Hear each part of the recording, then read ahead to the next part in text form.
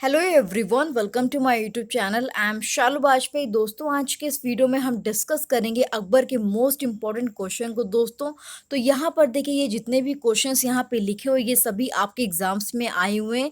तो इसको आज हम डिस्कस करेंगे। इसका जो थ्योरी पार्ट है वो हम डिस्कस कर चुके हैं पहले ही। उम्मीद है कि वो वीडियो आपने देखा होगा और पसंद भी किया होगा। तो आज की इस वीडियो में हम सारे क्वेश्चन को डिस्कस करेंगे। इसके बाद देखिए, ये जो पूरा अकबर का टॉपिक है वो आपका क्लियर हो जाएगा। उसके बाद आपको कहीं से भी और पढ़ने की ज़रूरत नहीं पड़ेगी। सिर्फ आप इतना ही पढ़ लोगे तो उसके लिए आपके लिए हेल्पफुल रहेगा, राइट। तो यहाँ पर देखिए, जो पहला क्वेश्चन है वो यहाँ पे क्या कह रहे हैं कि रामचरितमानस, ठीक है, रामचरितमानस के लेखक तुलसीदास किसके शासन से संबंधित है। तो यहाँ पे जो इसका करेक्ट आंसर हो जाएगा वो क्या है, अकबर है, ठीक है। इसका एक्सप्लेनेशन मैंने आपको बताया भी था कि राम भक्ति के लेखकों में सबसे प्रसिद्ध कौन है, तुलसीदास है, जो कि बनारस में रहते थे और ये अकबर के समकालीन थे। किसके, अकबर के समकालीन थे। इनकी रचना क्या थी, रामचरितमानस थी। और जिसे आपके जो जॉर्ज जी हैं उन्होंने बोला था कि हिंदुस्तान के करोड़ों लोगों की ये एकमात्र बाइबल इसको बताया था, ठीक है। तो इसको आपको ध्यान रखना है। तो यहाँ पे आपसे सवाल पूछ सकते एग्जाम में कि रामचरितमानस के लेखक तुलसीदास किसके शासन से संबंधित है। तो आप क्या बताओगे, आप बताओगे अकबर को, ठीक है। नेक्स्ट सवाल क्या है हमारा, निम्नलिखित में से वह कौन सा दुर्ग है जो दक्कन की कुंजी इसको माना जाता है। तो यहाँ पर देखिए, जो इसका करेक्ट आंसर है वो यहाँ पे क्या हो जाएगा, सी, असीरगढ़, ठीक है। तो यहाँ पे इसको दुर्ग मध्यकाल में दक्कन की कुंजी माना जाता था। देखिए, यहाँ पे जो खान देश है यहाँ पे दक्षिण का प्रवेश द्वार इसको माना जाता था, ठीक है। यहाँ पे जो अकबर का अंतिम युद्ध है जो उसके खानदेश के साथ हुआ था और 1599 में अकबर ने इस पर अधिकार कर लिया था, राइट। आगे बात करेंगे। यहाँ पे देखिए, जो इसमें जो अबुल फजल है इनको यहाँ पे इसका गवर्नर नियुक्त किया गया। इसके बाद जो अकबर हैं, ठीक है, असीरगढ़ का इन्होंने पूरी तरीके से जो दुर्ग है उसको घेर लिया था और दक्षिण का सबसे इसको अधिक सुदृढ़ यहाँ पे दुर्ग इसको माना जाता है, राइट। उसके बाद देखिए 1601 में जो असीरगढ़ के किले पर यहाँ पे इन्होंने अधिकार कर लिया। जो खान देश है उसको अपने मुगल साम्राज्य में मिला लिया था। इसकी राजधानी क्या है, आपकी बुरहानपुर है। और यहाँ पे जो सैनिक मुख्यालय वो क्या है इसका, असीरगढ़ है, ठीक है। तो ये आपको ध्यान रखना है, ये आपका सवाल एग्जाम में आया हुआ है।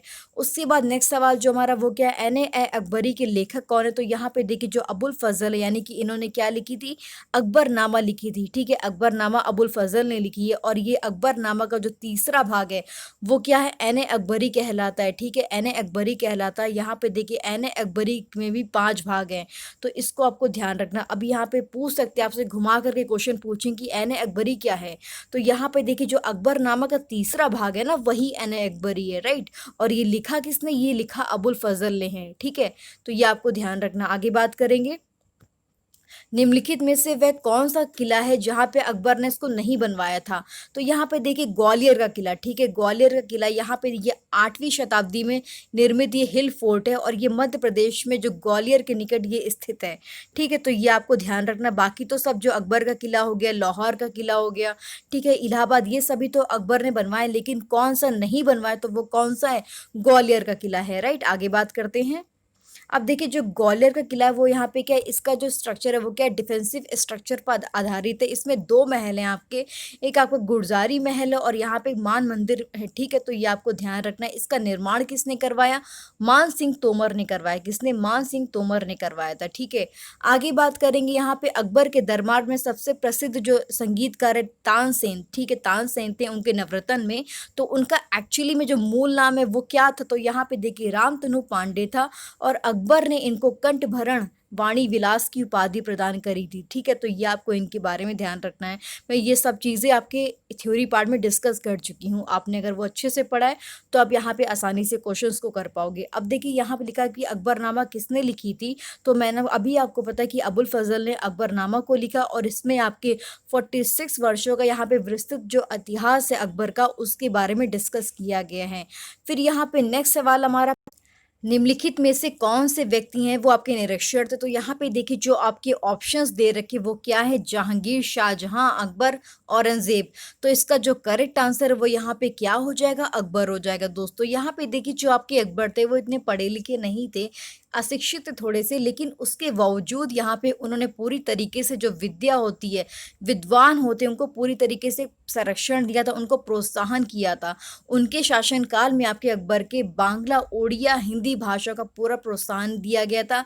जो आपकी खगोल विद्या है और जो आपके गणित का विषय, उसको पूरी तरीके से अनिवार्य किया गया था, ठीक है। और जो आपकी व्यावसायिक शिक्षा थी, उसको भी वहाँ पे इम्पोर्टेंस दी गई थी, तो इसको आपको ध्यान रखना है।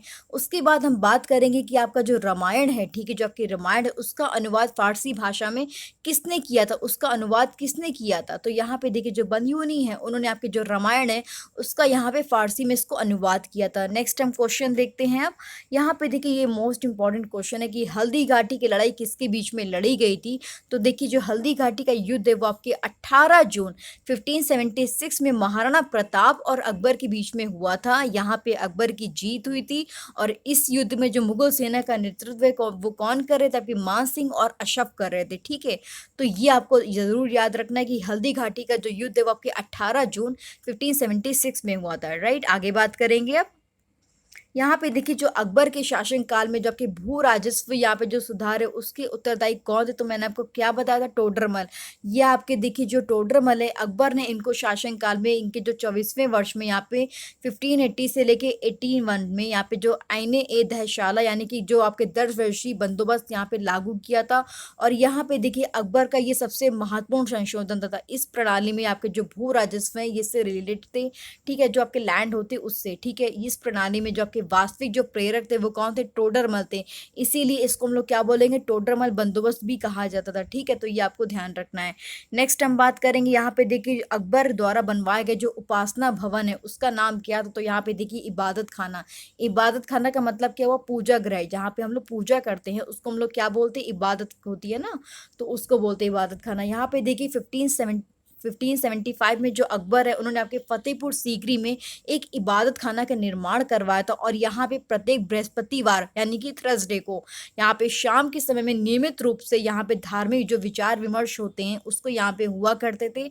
पहले यहाँ पे जो मुसलमान होते थे, शेख सैयद होते थे, ठीक है, यहाँ पे सीमित था। लेकिन उसके बाद क्या हुआ कि ये आपके 1578 में सभी लोगों के लिए यहाँ पे इसको खोल दिया गया था, मतलब सभी धर्म के लोग यहाँ पे आ सकते हैं। तो बाद में फिर इसका विरोध भी होने लगा था, ठीक है, तो ये फिर बाद में बंद हो गया था। लेकिन आपको ध्यान रखना है कि जो इबादत खाना है वो क्या है, वो पूजा गृह है, ठीक है। तो ये आपको ध्यान रखना है। नेक्स्ट हम बात करेंगे। अभी देखिए यहाँ पे लिखा हुआ है कि निम्न में से किस पर अकबर की विजय होने की स्मृति में बुलंद दरवाजे का निर्माण किया गया था। तो यहाँ पर देखिए जो इसका करेक्ट आंसर है वो क्या हो जाएगा, गुजरात हो जाएगा, ठीक है। नेक्स्ट हम बात करेंगे सती प्रथा के जो अंत है वो किसने करवाया था, कौन से मुगल सम्राट थे, तो वो कौन है, अकबर हैं। नेक्स्ट देखिए अपने शासनकाल में जो महासंगीतकार थे तानसेन, वो किसके दरबार में थे, तो वो किसके दरबार में थे, अकबर के। ये अकबर के नवरत्नों में से एक थे, ठीक है। नेक्स्ट देखिए दीन इलाही, ठीक है, दीन इलाही एक नया धर्म था जो किसने शुरू किया था, आपके अकबर ने शुरू किया था, एक न्यू रिलीजन के फॉर्म में, ठीक है। नेक्स्ट हम बात करेंगे यहाँ पर देखिए जो आपकी गुजरात विजय की यादगार में आपके अकबर ने किसका निर्माण करवाया, तो वो यहाँ पे बुलंद दरवाजा है, ठीक है। ये आपके जामा मस्जिद के दक्षिणी द्वार में निर्मित आपका भारत का सबसे ऊंचा प्रवेश द्वार है, जिसका निर्माण आपके 1573 में करवाया गया। और ये कहाँ स्थित है, आपके फतेहपुर सीकरी में स्थित है, ठीक है। नेक्स्ट हम बात करते हैं यहाँ पे देखिए आपके देखिए वो आपके जो प्रसिद्ध जैन विद्वान थे कौन थे, जो आपके अकबर से बहुत सम्मान करते थे, ठीक है, अकबर उनका बहुत सम्मान करते, तो वो कौन थे, हरि विजय थे, ठीक है। यहाँ पे देखिए जो अकबर थे वो आपके जैन धर्म से बहुत ज़्यादा प्रभावित थे और अकबर ने आपके जो जैनाचार्य हरि विजय सूरी हैं उनको यहाँ पे देखिए आपके गुजरात से इनको आमंत्रित किया था और इनको जगत गुरु, किसकी, जगत गुरु की यहाँ पे उपाधि इनको प्रदान करी थी, ठीक है। फिर यहाँ पे देखिए आपके जो कन्नौर है वहाँ पे राज अभिषेक में अकबर की जो आयु थी वो कितनी थी, तो यहाँ पे आप क्या बताओगे, 13 वर्ष थी, ठीक है। देखिए उस टाइम पे कैसा हुआ था कि जो अकबर है उनके पिता जो है हुमायूं, उनकी मृत्यु का समाचार उनको 14 फरवरी 1556 में यहाँ पे जो गुरदासपुर है ना वहाँ पे इनको मिला था, प्राप्त हुआ था। और इसी समय पर जो बैराम खान है उन्होंने अकबर का राज्याभिषेक कर दिया था, ठीक है। तो उस समय जो उनकी आयु थी ना, ठीक है, वो आपके मात्र जो 13 वर्ष 4 महीने थी, ठीक है, 13 वर्ष 4 महीने थी। और इसी अवसर पे जो शहंशाह का शाही खिताब इनको दिया गया था और बैराम खान को खाने खाना की उपाधि प्रदान करी गई थी और इनको इनका प्रधानमंत्री नियुक्त किया गया, ठीक है। तो ये आपको ध्यान रखना है। नेक्स्ट हम बात करेंगे यहाँ पे देखिए देखिए अभी हमने डिस्कस किया दीन इलाही का जो बनवाने का मूल उद्देश्य क्या, तो यहाँ पे देखिए जो आपके वैश्विक मैत्री होती हैं, यानी कि देखिए जो सभी धर्म होते हैं ना उनको एक साथ लेकर के आना, मतलब देखिए जो दीन इलाही धर्म की स्थापना आपके अकबर ने 1582 में यहाँ पे करी थी, और इसका उद्देश्य यहाँ पे यही था कि जो नए धर्म का प्रवर्तन नहीं था, ठीक है, बल्कि यहाँ पे सभी धर्म का एक तरह से सामंजस्य यहाँ पे स्थापित करना था।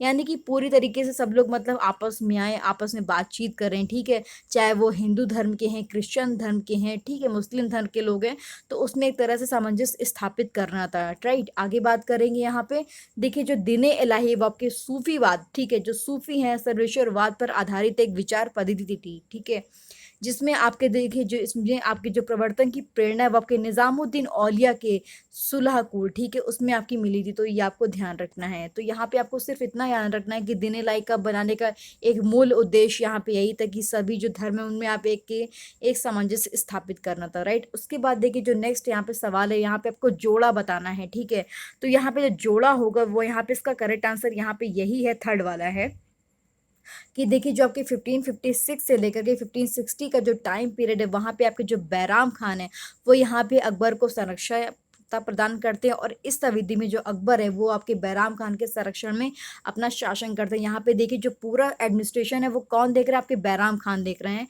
ठीक है, क्योंकि इस वक्त जो अकबर है वो काफ़ी छोटे, तो यहाँ पे जो पूरी चीज़ें जो आपके 1556 से लेके 1560 का जो टाइम पीरियड है वहाँ पे कौन देख रहे हैं, आपके बैराम खान देख रहे हैं, ठीक है। नेक्स्ट हम बात करेंगे अकबर के जो आरंभिक दिनों में, यहाँ पे देखिए इनके जो रेजेंट थे वो कौन थे, मैंने अभी आपको बताया कि 1556 से जो 1560 का जो टाइम पीरियड है वो आप पे कौन देख रहे हैं, आपके बैराम खान देख रहे हैं, ठीक है। फिर उसके बाद नेक्स्ट सवाल हमारा पूछ रहे हैं कि अकबर के एकमात्र किस दरबारी ने दीन इलाही को स्वीकार किया, तो यहाँ पे देखिए जो बीरबल हैं, ठीक है, इनको हम लोग महेश दास भी बोलते हैं, इनका एक्चुअल नाम महेश दास भी था, तो इन्होंने आपके ये एकमात्र आपके हिंदू थे, ठीक है, जो इन्होंने आपके जो दीन इलाही जो धर्म है उसको स्वीकार किया था, राइट। आगे बात करेंगे किसके शासनकाल में तुलसीदास ने रामचरितमानस लिखी, मैंने अभी आपको बताया कि तुलसीदास जो थे वो आपके अकबर के समकालीन थे, ठीक है, तो अकबर तुलसीदास ने अकबर के जो यानी कि 1556 से लेके 1605 राज्यकाल के दौरान विक्रम संवत में जो अयोध्या में रामचरितमानस की रचना करी, और ये जो अवधि थी ये अवधी भाषा में लिखा गया, ठीक है, ये अवधी भाषा में लिखा गया और ये एक महाकाव्य है, ठीक है, ये एक आपकी महाकाव्य। यहाँ पे जो साहित्यिक अर्थों में रामचरितमानस से तात्पर्य राम के जो साहसिक जो अनुकरणीय कार्य हैं उनके बारे में यहाँ पे डिस्कस किया गया है, ठीक है, तो ये आपको ध्यान रखना है। नेक्स्ट हम बात करेंगे, अब देखिए यहाँ पे जो लास्ट क्वेश्चन है वो यहाँ पे ये है कि अबुल फजल ने लिखा है, क्या लिखा है, अकबरनामा लिखा है, मैंने ये भी आपको बताया, और या इसमें आपके देखिए अकबरनामा में आपके जो 40 वर्षों का यहाँ पे विस्तृत इतिहास है, और इसका जो अकबरनामा का तीसरा भाग है, ठीक है, जो तीसरा भाग है वो क्या एन अकबरी कहलाता है, तो ये आपको ध्यान रखना है दोस्तों। यहाँ पर जितने भी अकबर के क्वेश्चंस थे उसको मैंने डिस्कस कर लिया है, इसका ज़रूर आप थ्योरी पार्ट देख लीजिएगा, उसके बाद यहाँ पे इसकी क्वेश्चंस को देख लीजिएगा, तो आपको सारी चीज़ें क्लियर हो जाएंगी कि यहाँ पे क्या कहानी चल रही है, ठीक है। इसके बाद आपको कहीं से भी कुछ भी रेफर करने की ज़रूरत नहीं, मैंने सारी चीज़ों को एक जगह पर लिख दिया है, जिससे कि आपको एग्ज़ाम टाइम में बहुत ही मदद मिलेगी, ठीक है। अगर आपको वीडियो पसंद आता है तो प्लीज़ चैनल को सब्सक्राइब ज़रूर करिएगा और अपना फीडबैक मुझे ज़रूर दीजिएगा दोस्तों, काफ़ी मेहनत लगती है चीज़ों को कंप्लीट करने में, ठीक है, तो प्लीज़ अपना फीडबैक ज़रूर दीजिएगा, अच्छा बुरा जैसा भी आपको लगता है, उससे कोई प्रॉब्लम नहीं है, एटलीस्ट नेगेटिव कमेंट में भी आएंगे तो मुझे पता चलेगा कि मेरी जो मतलब कि मेहनत है वो कहाँ उसमें कमी दिख रही है, तो मैं उसको नेक्स्ट टाइम और इम्प्रूव करके आपके सामने अच्छे तरीके से प्रेजेंट करने की कोशिश करूँगी। तो प्लीज़ फीडबैक ज़रूर दीजिएगा, चाहे वो नेगेटिव हो पॉजिटिव हो कुछ भी हो, ठीक है, जैसा भी आपको फील होता है आप मुझे बताइएगा। तो चैनल को सब्सक्राइब ज़रूर कर लीजिएगा। थैंक यू सो मच दोस्तों, कीप लर्निंग।